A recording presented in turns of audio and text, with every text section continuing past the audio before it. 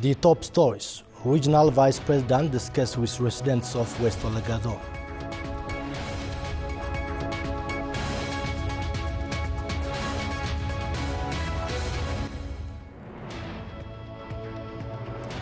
Ambassador highlights Ethiopia's regional integration move.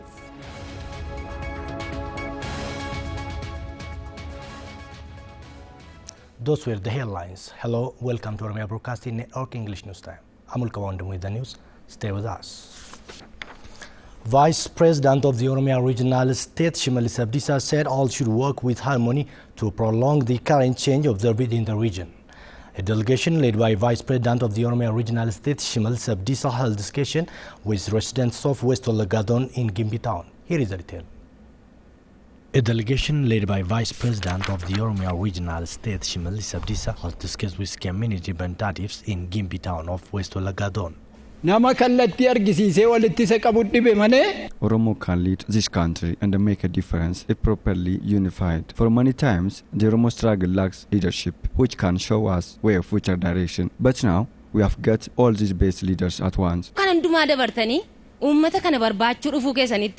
I am really happy and proud of you guys by being here in your first trip and discussed with our community. May God protect you in all of your engagements. We have also special affection for the former President Lamma Magarsa, who have contributed a lot in the Oromo struggle. You have to evaluate your party officials and members so to register better result. You have to call for the Oromo strugglers who are still in forest. All should come here and work together for the development of the nation. All should work on peace and the stability of our country. We have to preach peace everywhere, since peace is the beginning for everything. On the occasion, Vice President of the Oromia Regional State, Shimallis Abdisa, said the new generation should play its part in using the best experiences that has been inherited from their forefathers. This generation should ask himself where we are and to what we are going on. Our late scholars, heroes and strugglers have played their fair share in state development. They showed us our future direction. So we all should stand together in order to solve our problems. We have to inherit the next generation, a prosperous and a well-developed nation. To do this, everyone should play its level best. Shimallis stressed that this generation should know the sacrifice paid and work for the sustainability of the freedom gained. Hooggantoota hayyaduroota saba isaanii gatanii deemne saba isaaniitiif jecha asitti aarsaa kaffalan. We are here by the sacrifice of our late strugglers, leaders, youth and scholars. We are following their path. Our success is by the result of their sacrifice. They have played all their level best in registering the current change and the development as a nation. We all have to pay a great attention for the sustainability of this success. There should be understanding and listening to each other for a common goal. The Vice President underscored that hereafter youth of the region should not exercise poverty and joblessness, adding that the regional government will strongly work on this agenda to benefit the society from its wealth. We have abundant resources. The region is endowed with natural gifts. So hereafter, we all should use our maximum effort to change our society's life standard. Similarly, Vice President of the Oromia Regional State, Shimallis Abdisa, has held discussion with public representatives of Kelamulagadon in Damdolo town. Sorry, Chakabani more on that. A delegation led by Vice President of the Oromia Regional State, Shimallis Abdisa, has discussed with residents of Kelamulagadon at Damdolo town. The discussion was chaired by Vice Regional President Shimallis Abdisa, Head of Rural Development Cluster with the rank of Vice President Dr. Gima Mante, and Addiso Araga, Head of ODP Central Office. The discussion mainly focused on peace and security and infrastructural problems. The residents raised various issues those have to improve.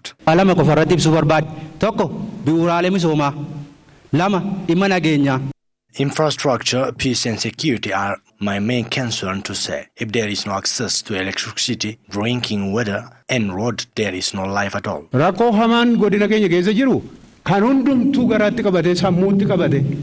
difficult problem exists in our zone, everybody now, and fit to speak. It is the political problems between two parties. We wouldn't remain silent hereafter. The political parties which would like to struggle for the Oromo people should fight in a democratic way. On the discussion, Abagedas Geda fathers called upon the political parties to discuss and solve their differences peacefully. Head of Rural Development Cluster with the rank of Vice President of the region, Dr. Germa Mante, while reacting on the residents' questions, stated that issues related to peace hinders the regional government to improve infrastructural problems in the zone.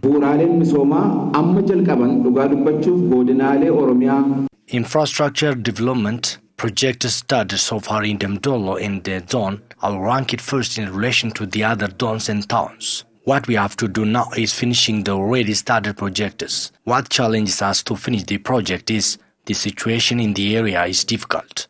He underscored that a lot is expected from the public to discharge their responsibility in the process of bringing peace in the zone. Head of ODP Central Office, Aduswaraga for Spar, said that the regional government is working to strengthen unity among the people despite their political views. Vice President of the Oromia Regional Government, Shimalis Abdisa, said lack of good governance would be solved very soon by building a strong government structure in every sector. Shimalis notes that the regional government is ready to work to its level base to solve security problems. We provide all things needed for peace as government, but when you don't support us as a people and don't work to solve the previous created security problems. The Oromia Regional Government Communication Affairs Bureau announced that preparation has been finalized to organize Oromara Conference to be held on Sunday at Ambo Town. The Bureau head Admasu Damto said the conference has aimed at strengthening the Oromo and Amara people-to-people relations. Oroma Bainas Maundat. A conference that strengthens the relation of Oromo and Amhara people will be held on April 21st, 2019 in Ambo Town of West Showa Zone. Scholars and representatives of both people are expected to take part on the conference. Head of the Oromia Communication Affairs Bureau, Admasu Damto, said that all the necessary preparations were already finished. We have already identified participants of the conference. Ambo Town, that's going to host this event, has also ready to welcome all guests that will come from various areas for this conference. Admasu noted that more than 1,000 people are expected to participate on the conference. He also pointed out that the role of Oromo and Amhara people is significant in saving the country from falling apart. Admasu further noted that the relation of the two people should be more solidified so as to sustain the reform started in the country. Oromo and Amhara should come together and discuss their common agenda. In doing so, they can solve disagreements that may happen between them. They should also strengthen their relations into strategic partnership in order to prevent the change registered in the country from any risks. He stressed that scholars, the media, and the entire public should strongly fight any conspiracy that hinders the benefit of the two people. He also underscored that Oromo people should warmly receive and discuss with Amhara people on the conference. Our people should show its respect to Amhara people in all towns they pass through when they will come to Ambo Town. According to OBN's Chala Baraka, a research paper that reveals and strengthens the relation of the two people will also be presented on the conference.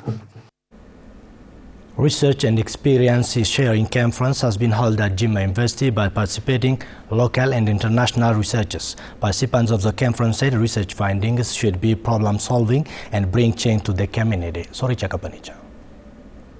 The 10th Annual Research Conference of Jimma University and the 9th yearly event of Global Knowledge Exchange Network kicked off as the presence of researchers from Europe, Asia and many African countries. The research conference, organized under the theme Giving a Voice to Values of Education and Research for Nation Building, mainly focused on how the experts come together and work to create better future. Vice President of Jimma University and who is also Head of Research and the Community Service Department, Dr. Tsage Katama, said the conference helps them to see the role of universities and the research done in universities in solving the societal problems. We We are seeing how our environment look like, the education we deliver, the research we are conducting, to what extent they are bringing change, and we are evaluating its role in nation building in detail. Dr. Dibaba Tasfaye, who came from London and presented research paper on the conference, had to say the following. We have plenty of culture that lead us to more prosperity and brought us development and peace. We have to conserve them. The beautiful culture such as Gada system. By using such like culture, we have to work for the development and prosperity of our country. Dr. Dibaba added that all elites have to contribute their own share to a better nation in the future. Representative of Jimma University President Koratu Shune for SPA said that all concerned bodies should work on the implementation of research findings to solve society's problems. Office of the Prime Minister of Ethiopia has held today the roundtable discussion under the theme Ethiopia in the Wake of Political Reforms, which reviews 30 chapters entire a book project set to evaluate the past 1 year by academics and thematic experts. Olma Baina. Policy and strategy of the Federal Democratic Republic of Ethiopia in a year is going to be published in a form of book. Various scholars have been taking place in developing content of the book through conducting researches. The content of the book will include foreign policy, national security issues, socio-economic and political reforms, federalism, and a nation-building process, it was said. High government officials have briefed the media concerning content of the book. Coordinator of the publishing committee, Hallelujah Lule, said that the book mainly focuses on the reforms that have taken place in the country.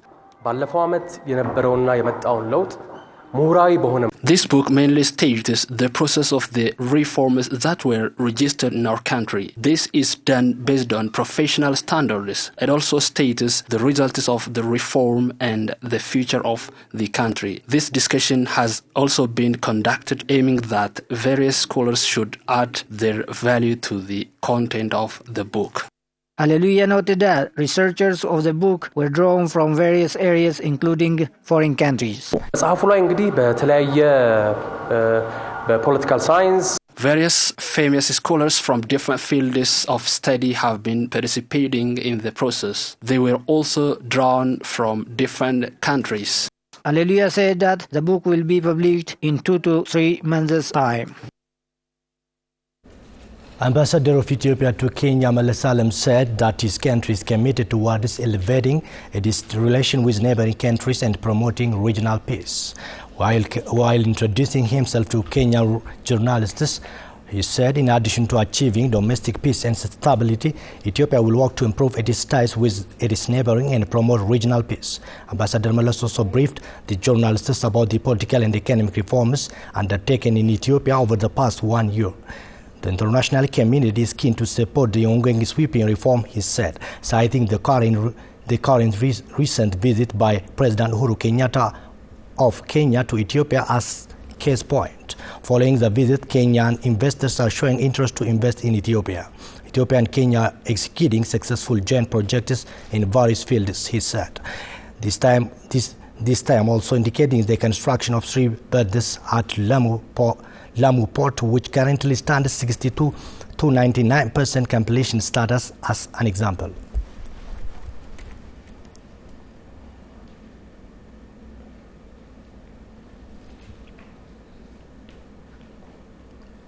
Many thanks for joining us. That's all what we had. Up next, our weekly program Gada will come and will present for you. Stay with us.